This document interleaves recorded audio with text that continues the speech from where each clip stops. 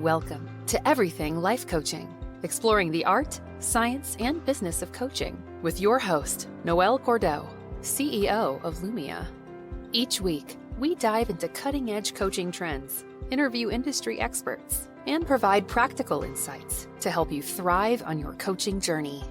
Get ready to expand your coaching toolkit and transform lives, including your own. Hello, everyone, and welcome to Everything Life Coaching. I am Noelle. I am the founder and CEO of Lumia Coaching and one of the coach trainers and a coach myself. And with me today is a dear friend, colleague, one of our instructors at Lumia, one of our mentor coaches at Lumia. Chris, welcome. Welcome to the podcast. Hey, Noelle, it's good to be here. Oh, it's awesome. And today, the topic that we're going to hit is a topic that is near and dear to my heart. It's something that we live, that we breathe, that we talk about at Lumia quite a bit. And it hasn't quite hit the mainstream of coaching and what coaching is. And so I want to take this concept today and start pushing it out into the world for broader consideration. Because one of the things that's happening with the rise of coaching in society, as we're seeing more and more jobs created, as we're seeing coaching-based initiatives on a global scale, on a governmental scale, as we're seeing more and more people step forward into the space of coaching because they're answering a call on a very fundamental level to become a social first responder in our time, coaching deserves to be recognized as a social movement. And today we're putting this question to our listeners and to our coaches and to the friends of our organization. Are you in to change the world? Are you in? So what a beautiful topic to dive right into. When I lay this out for you, Chris, how do you feel? What does it mean to you to be a part of this? Well, Noelle, I come up out of social activism. The nonprofit space is where I cut my teeth and built my career. And so I'm very drawn to movements, my friend. And I think that is part of what brought me into this work. It's a profession. It's its impact, both individually, as you say, but also structurally and societally. And we're living in a time where some of these tools and resources are in short supply. And coaching, as we see it, is stepping into a gap to fulfill a fundamental human need. And it really lights me up. First, when I stepped in, and you and this community uh, helped me broaden my view beyond just what was professionally possible for me into an understanding of the ripple effect that we have collectively as coaches. Yes, yes. And the honing in on what you shared, that coaching is really filling a gap in society as the cracks are starting to show systemically and structurally. I have a whole universe on this that I see. What do you see? What bubbles up to the surface for you when you're kind of zooming out and watching the ripples that are created? And I'm just picturing, water flowing through the lives and communities and filling those gaps with nourishment and quenching thirst. What is your take on it? Hmm. Several, my friends. And one of the things that comes immediately to mind is the crisis of social isolation. The Surgeon General spoke of this a few years back, and this is rising in our collective consciousness around how humans are designed to connect and relate and do life together, and how the societies that many of us are a part of now, some of this interconnectedness has eroded uh, as we are more driven into individualist spaces where I kind of got to figure it all out for myself, right? For some, there we have webs of community. For some, that might have looked like their civic groups that they were a part of, or their church community, or extended family networks. And in these networks, you've got a variety of roles to support you in your journey through work and life, advisors, mentors, counselors, teachers, people who were deeply invested in you, knew your story, and walked beside you through life's decision making process and could weave the thread inside a community. Some of those roles have fallen away for many of us. I know that's true for me in kind of an individualist secular society. Who do I turn to when I'm trying to make a big decision and I need a strategic thinking partner? Often my friends and family and maybe my coworkers have an agenda for me, and I love them for it, but they aren't necessarily, it's not their vocation to hold space for me to find my own answers. So that's one way that I see this gap that's really emerged over time in society that coaching has a role to play in filling. What are you seeing around that? Yeah. So, I'm seeing everything that you shared is absolutely, top of mind for me. And another thing that is top of mind for me is that we are at a really critical point in the history of our civilization where the old way, or the way that was imposed on us vis-a-vis white supremacist culture, patriarchal culture, and capitalism, is no longer working. It is no longer working. And so when folks are raised up within systems, and even just something as basic as the way the school day is structured for children, with classes and bells and hallways and moving to and from, that was designed to mimic working in a factory, to get our youngest generations used to that mentality of staying in a box. Everybody takes the same test. Everybody does the same homework. Everybody, processes through the same daily cycle. In our time, what we're seeing is the rinse and repeat of a lot of these systems are kind of at their end.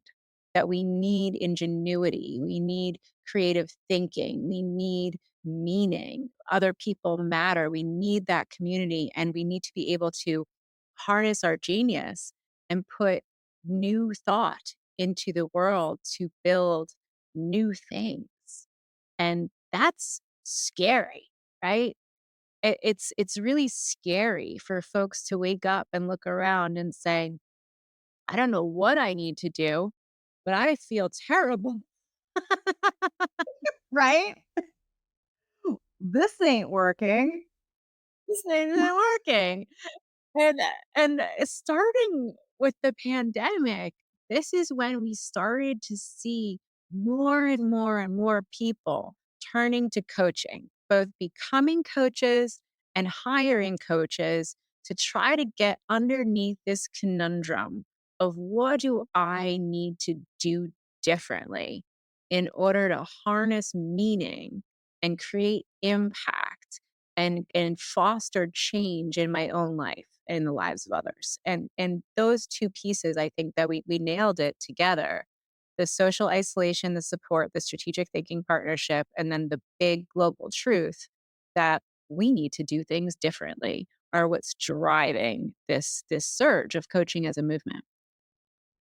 Absolutely. And we see it both, I think, as you've touched on the personal side, life enhancement for me, and also on the broader societal, organizational.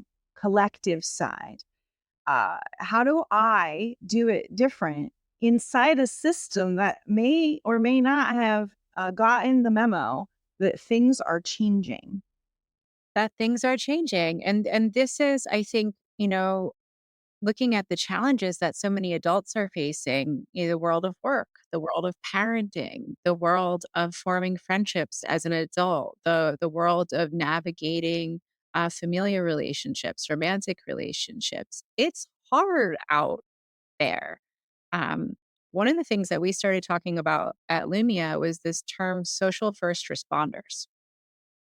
And it's my view that coaches are becoming a really vital aspect of the future of human services.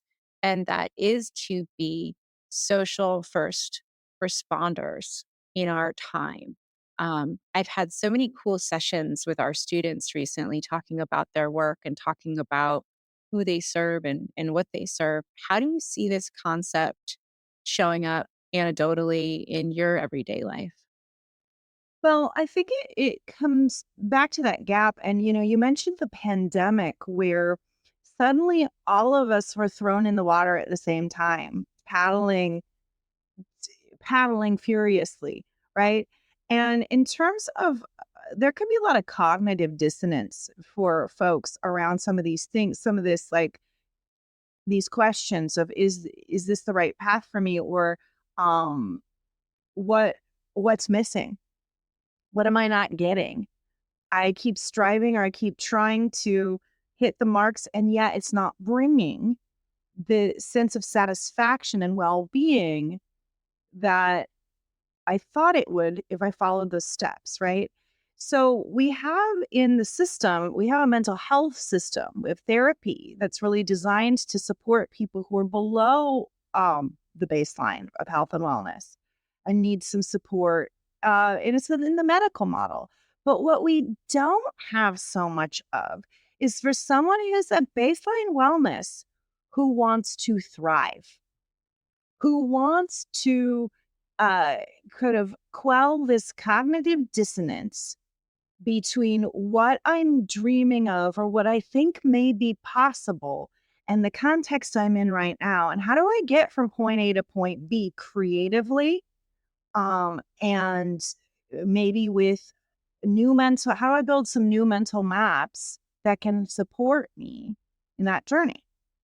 That's the social first responder as I see it, is that we are talking about folks who are healthy and well and want change of some kind, some form.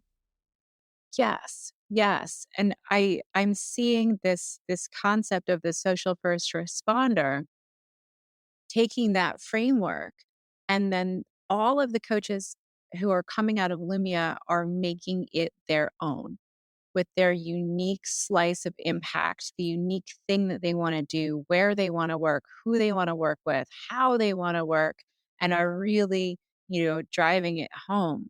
Right before we hopped on, I talked with a future student who was super clear. I'm going to become a coach. I'm going to work with perimenopausal and menopausal women. The topics that I'm going to take on are going to be um, divorce, longing, physical health, child rearing, estrangement from children, family, and community. And I just sat back and said, this is so needed in our time. This is so needed in our time. Thank you for wanting to be one of the helpers who does this work. And then we talked about what goes into coach training, exactly what you shared, those fundamentals, how to move someone from point A to point B, how to show up, how to hold space, how to strategize, all the techniques and interventions that go into equipping a human like that with the tools that they need to do the good work that they want to do in the world. And this is how we have a movement. This is how we have a movement. And what we see in the classroom and what I see with our graduates is that, it's like all these little points of light. You talk to this individual who has a very clear idea about the conversations that they want to be having with a specific group of humans about a specific set of life changes, life circumstances to companion them in that, right?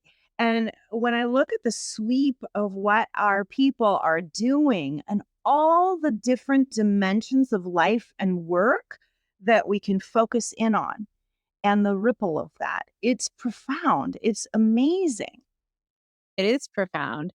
And I think there are certain factors that are really uniting the discipline and the space and the capacity for this to truly turn into a movement. And the biggest one for me is the intellectual stimulation. You know, if you're listening to this and you're listening to Chris and I talk and you're saying, this sounds really good to me.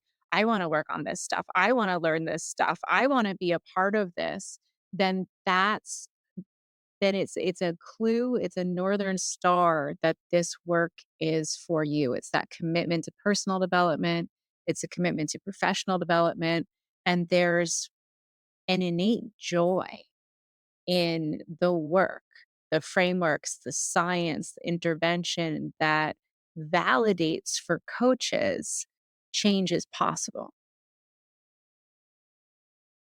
Change is possible. And what I love about the invitation of today's conversation, Are You In? Is that the question really invites us to think about what is the kind of world that I want to live in? And what can I do to help make it so? I know that that is what how I, that was my answer to the question, am I in? I am in because I have a vision of the kind of world I want to live in. And this is one of the most powerful contributions that I have found that I can make to constructing and dreaming into that world is Yes. Yes. And part of this movement is the authenticity that we all bring to it, our personal stories, our personal background. And I know that that's a big question for folks as they're coming into this space of coaching. How do I use my story? How do I use my experiences? How does who I am in the world and who I'm becoming in the world, how can I use that in my coaching practice? And in in other professional disciplines, there's a lot of separation between the personal self and the professional self. I'm thinking about a therapist or a doctor or a lawyer or a nurse, right? There's separation there. You have your scrubs on, you have your mask on, you're literally not seen. And in coaching, who we all are is a huge part of how we develop in the space. The future doesn't have a fragmented self. The future has a wholly integrated, accepted, and loved self. Um, what's your take on that? And what kind of lighthouse can we provide for folks? Yeah, I love that. The integrated whole self. And I can say from personal experience, I spent 20 plus years in nonprofit and public sector leadership and management, and I've never been in a job until now where I could be my whole unadulterated self and loved for it, right? Like that is the medicine that's needed in this space. Now, that does not mean that I blast my story all over my clients. Absolutely not. But what this means, your story is your gold. We say this a lot at Lumia. What it means as a coach is that your lived experience, both personal and professional, inform how you see the world, your point of view, how you hold the space of coaching, the connections that your mind uniquely makes in a conversation that drives the next question you ask your client. That's how we show up as our whole selves, that we are informed by our lived experience. Absolutely, absolutely. And I'd like to self-disclose. I'll share my story. And I think it's important to acknowledge the progression of sharing my story. When I first started as a coach, I talked a lot about my relationship with eating disorders, my relationship with depression, what I overcame in order to move into a healthy mental space where I was able to become a coach, right? That was a huge part of my story and what I talked about. I've been practicing as a coach for 16 years. So contextually, I think I really talked about that probably for the first 5 because that was where I was going. That was the kind of practice that I was building and I was really proud of what I overcame. As I move forward in my career, the impact of coaching never stopped impacting me. And I grew and I grew and I grew and I grew. I grew from a position of not thinking I was smart, of being afraid to leave my house if I wasn't sure of my body and feeling that I needed to have supports in the world to getting divorced, starting a PhD, founding a company, working in the upper echelons of industry, becoming a CEO, and now at the top of my game, having trained thousands and thousands and thousands of people. So, what do I know as a coach? I know that if I was once a scared, terrified, human who didn't believe she was capable of existing in the world without a chaperone. And I drove myself all the way to being a tenured CEO. So can my clients. And so that self belief, that personal transformation fuels what I believe other people are capable of. Well, Noel, I was hoping that you would share your story. I was going to ask for it, and thank you, because it's such a gorgeous illustration of how the work works us. So, part of this question, if you're listening, are you in? Is are you in for the transformation? Because answering the question, what kind of coach do I want to become, changed my life too. Who I am 6, 7 years on is completely changed in many very fundamental ways, my life. Uh, this work, as we walk alongside others who are in their transformation, it can't help but expand our thinking as coaches about what's possible in our lives as well.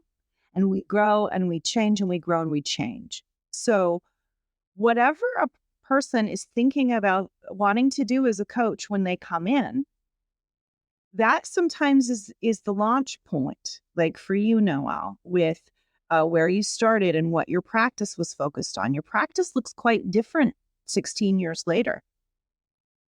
And this is one of the opportunities of this field and this profession, is that we get to grow as professionals and people, and our business, the work we do, who we're working with, and the themes we're working around get to shift and change alongside us. Absolutely. And the fact that coaching is growth oriented for practitioner and client alike is one of the strongest reasons that I can offer to folks to dive in, especially if there's a sense of unease, especially if there's a sense of I'm not ready, especially if there's a sense of I don't know what I'm doing. Because guess what? You're going to learn not only how to answer those questions for yourself, but how to become a professional at guiding other people through the exact same set of doubts. Let me let the listeners in on a little secret, Noel. A lot of what I do as a coach, instructor, and mentor is normalize the am I good enough oogity boogities. Just about everyone, not every single aspiring coach, but many aspiring coaches grapple with the question, who am I to think I can do this work? Ah, we were sitting, Noelle and I, and every instructor I know, we're sitting where you were once. Mhm. Yep. Yep. And my favorite answer to the question, who am I to do this work? Is if not you, then who? If not you, then who? Who is going to stand up? Who is going to care? Who is going to show up? Who's going to outstretch their hand to the people who need it the most? If you have that capacity, if you have that desire inside of you, then it's part of you already. It's waiting to come out, it's waiting to be nurtured. And that coincides often with a very real and valid question. Can I really do this? Can I make a living doing this? Is coaching a viable career? When I started 16 years ago, I didn't want to tell people at parties that I was a life coach because, you know, I would get a weird response. And now, today, you know, just passing through my everyday life, I hear people talking about their coaches. I hear people talking about working with a coach. I have LinkedIn alerts set up for every single job that has the word coach in it. And in the last 7 months, it has exploded every day. There are more and more and more positions that are being created for coaches because this is what the public consciousness is calling for, is this kind of support. What are you seeing? I'm seeing the same. I have not been in the industry for as long as you have, but even in the 6 years that I've been working as a professional coach, I have seen a real shift in the conversation. And I have seen these proliferation of job postings as well.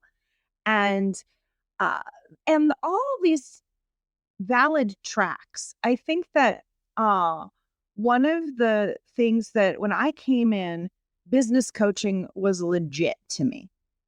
I had hired executive coaches through my career. I found tremendous value in it. I thought, hey, that's what I'm going to do with this coaching thing. I'll shift to consulting and coaching eventually. Sounds good. That's, you know, uh, market validated, right? And what I have seen is how, in the space of life enhancement, personal wellness, vitality, pursuit of eh, satisfaction, that thriving piece, the life enhancement piece, I am seeing so much more opportunity in that space as well. And also in the health space. Well, you've talked quite a bit about what you're seeing in the healthcare industry and where coaching has a role to play. What are you seeing there?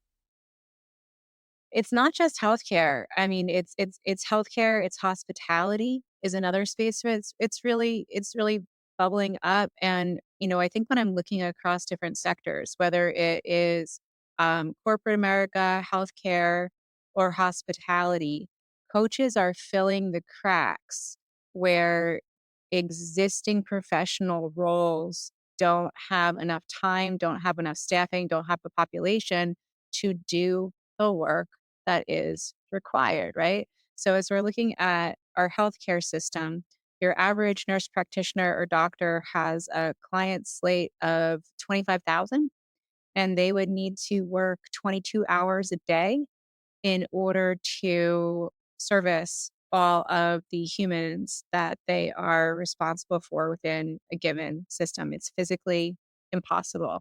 So we're seeing roles for coaches pop up at every step along the patient journey. There was a seminal piece that was published by the Global Wellness Institute in 2019 that directly linked coaching as the antidote for behavioral adaptation of a treatment plan. So what does that mean? Let me break it down. In real talk, you know, what does a doctor or a nurse do? They prescribe, they say, "Hey, take this pill," right? What a doctor or a nurse doesn't have time to do is to sit down with somebody, explain what this pill does for your body, why your body needs it, what will happen if you don't take this pill, and then to work with this person on the reality of their life and what are the real physical and cognitive blockers that they experience when they're looking at this little thing that they know is going to help them. What are they experiencing in their heart, soul, their mind, and their body that's keeping them from caring for themselves? That's the work of a coach. That's the work of a coach. So I'm seeing that same affect show up across the board. Hotels are starting to hire coaches to sit down with folks when they check in. You get a complimentary, yes, yeah, you get a complimentary life vision enhancing session when you check in to a hotel. You're a weary traveler. What can we do to support you? What can we do to nurture you? And so these are the pieces of care that are being spread throughout an industry. Corporate America, Wall Street Journal had that really big article based on McKinsey's research saying your next manager is going to be more of a coach, someone to be a socio emotional guide through an organization. These are human skills, human concepts. And that's why Lumia's curriculum was designed to give these tools to the coaches of tomorrow to hone in on the human behavior, the human adaptation, the human soul, and what we need in order to do this work. Absolutely. And what I also want to pick up and run with is how these tools that I have learned in coach training and application don't just apply to one on one client coaching work. So, when we think about the viability of a career path in coaching, another factoid that is critical to understand and that I share with all my students is that sustainable practice in the field of coaching, if you want to have a coaching business, people who've been in the game longest and most successfully are doing more than one thing with the tools and skills of coaching, generally speaking. So, what that looks like is we can take the art of coaching and we can apply it to running group facilitation, right? Team coaching in workplace or group coaching around a variety of topics. We see this happening. Retreats, workshops, classes. There are so many ways that you can take that thing that's kind of burning inside you, like the woman you shared about earlier who wants to work with postmenopausal women. And imagine, like, with the toolkit that she's going to come out of the program with, the sorts of things you can do with that. Create a group experience so that you can bring like-minded people together who are similarly situated around a piece of a subject matter, a time of life, a place in their career, and move them through an experience together.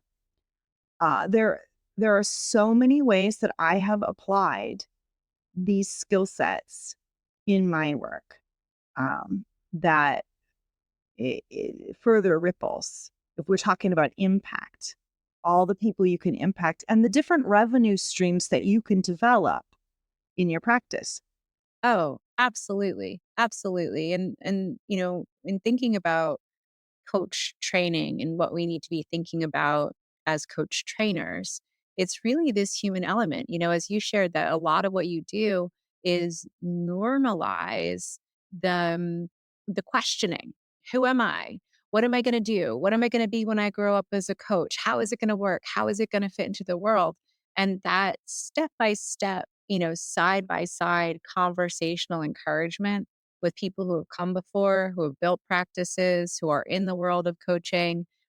really helps, not because you or I are coming up with the next genius idea, but because just as we kind of kicked off with, so many folks are so lonely and are so socially isolated that the reality of having not just one or two people, but a really generative organization to be able to plug into and rely on and talk to other people who get what you're doing, love the same stuff as you, and want to support you in thinking through what you're going to crack into the world is in my view why we are churning out so many people who are doing the coolest stuff in the world.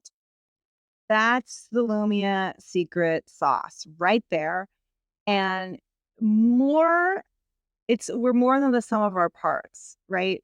So we learn frameworks, we learn interventions, we learn techniques for holding space and the art of questioning. We learn about intersectional identities and how to hold our clients with unconditional positive regard. We learn how to do these things in coach training. And what gives us the fuel to take it into the world and amplify what we've learned is this community. And I'm not gonna lie, it's love. It's love. It's love. It's love. Full stop. It's love. It's love, that's what that I had a mentor session with a student before we hopped on, and she was telling me about her client, and I said, "You love this person," and she said, "I do," and I was like, "Well, I love you, so let's get into this, we're gonna do this together." Yes. Being able to feel that love for the people we're serving. I mean, people who come into this work have a heart for people. And so there's the love I get to teach often the first class in essentials, intro to coaching. And the hearts are on such gorgeous display in class number 1 when we talk about what brings you here. Why did you enroll? What's your dream? What brings you to the space of coaching? And so getting to see on the front end what everyone is bringing to the table, and then collectively with that cohort of 20 or 25 people together, the power of that, and then getting to work with people individually one-on-one as a mentor during the signature, the advanced coach training portion where they've gotten a lot of the tools and now they're grappling the what do I do with it? There's the love that they have, and then there's the love that we have for them. The love that I feel for our students has also changed my life. It's extraordinary. You know, it's extraordinary, and it's unique to Lumia. It's unique to the discipline of coaching, and this is why it's becoming a movement. Like this is I cannot think of a more and I'm crying a lot during this podcast today, but I cannot think of a more important antidote for our time than love, compassion, communication, and the tools to build a better future. Like truly, this is our why. Mhm. It's the antidote. It's the medicine. What we started talking about at the beginning was kind of like, what's the state we're in? What's the state of the union, right? Like, what is the state of affairs on planet Earth at this time? What's the state of affairs for humanity? And there's confusion, and then there's uncertainty, and there's the old systems kind of breaking down and failing us. And did they ever really work? I don't know. I'd say not for the vast majority of humanity. Um, and so we are in a time that's uncertain, and uncertainty can breed fear and contraction. So we need to find our people, right? That's what coaching is, but that's also what this community is.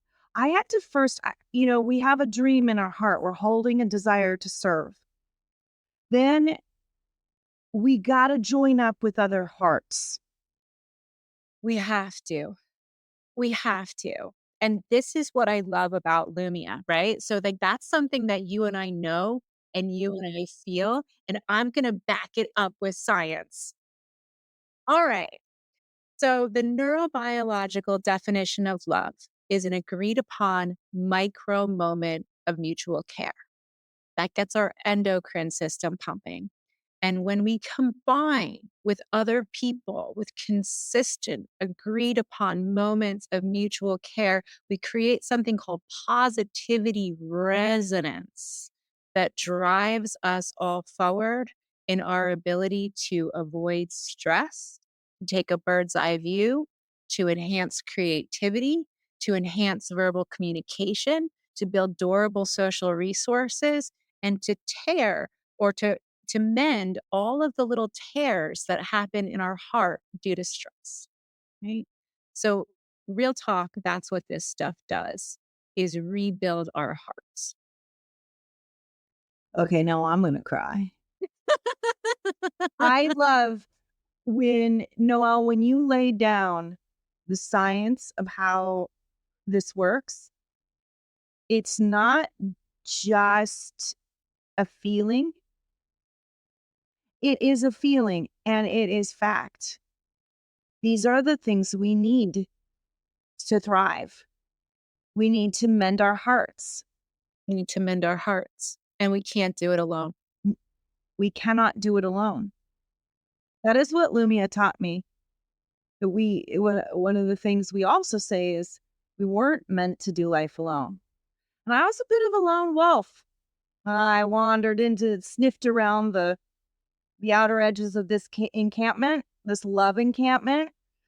And um the proof is in the pudding, right? Like it's like we know it because we have seen how this works thousands of people. Yes. Yes. So, this is the call. This is the call. I mean, I know there are those of you who are listening who are like, that's me. Those are my people. I feel this. And you know, if I had told my past self what who I would become and what my life would be like on the other side of this journey, I would have been too scared to get on the. And so, you don't need to think that far ahead. But if you want tomorrow to be better than today, that's a great goal. And that takes one step and one intention and one thought and one commitment to yourself to take action, to move forward. And so I'm extending my heart, my hands. Chris, you are right alongside me with this organization, um, offering to folks, come join us. Come join us. And this is what I also say to my clients, what's the next right step? So if this is conversation has stirred something for you, what is your next right step? Might it be having a conversation with one of our admissions coaches? That could be a next right step. There's no, these are gorgeous human beings. They are graduates of our program. And we make them available to talk to people who are thinking about becoming a coach. And there's no implied commitment that you'll enroll in the program, but if you have a conversation, but it's a great strategic thinking spot. If you want to check it out, talk to one of our humans, ask some questions like about the viability of the path for you or what you're thinking of doing or what it might be like. Um, Go ahead and jump on a call with us. We'd love to have you. Yay. Well, this has been such a rich time. Thank you so much, Chris. And we'll do it again. We'll do it again soon. for those of you listening at home, I'd love for you to think about the gifts that you have buried inside of you. And let's dust off those shiny nuggets and see what it's like when we let the sunlight shine on them and you give them some love and some water and what might grow. Mm. Thank you, Noelle, for the opportunity to come play with you. I love talking about these topics with you. So, Always awesome. make me cry. I know. That's It's awesome. All right, friends. We'll see you next time. Thanks for listening to Everything Life Coaching. If today's episode has inspired you to take the next step in your coaching journey, I invite you to explore what Lumia Coach Training has to offer. Our comprehensive coach training program can help you turn your passion and gifts for helping others into a thriving career. Ready to learn more? Book a no-obligation call with our admissions team today. Just visit lumiacoaching.com/everything and click on the Book a Call button. We'd love to hear your story and show you how Lumia can support your coaching goals. And if you're waiting for a sign to take the next step, this is it.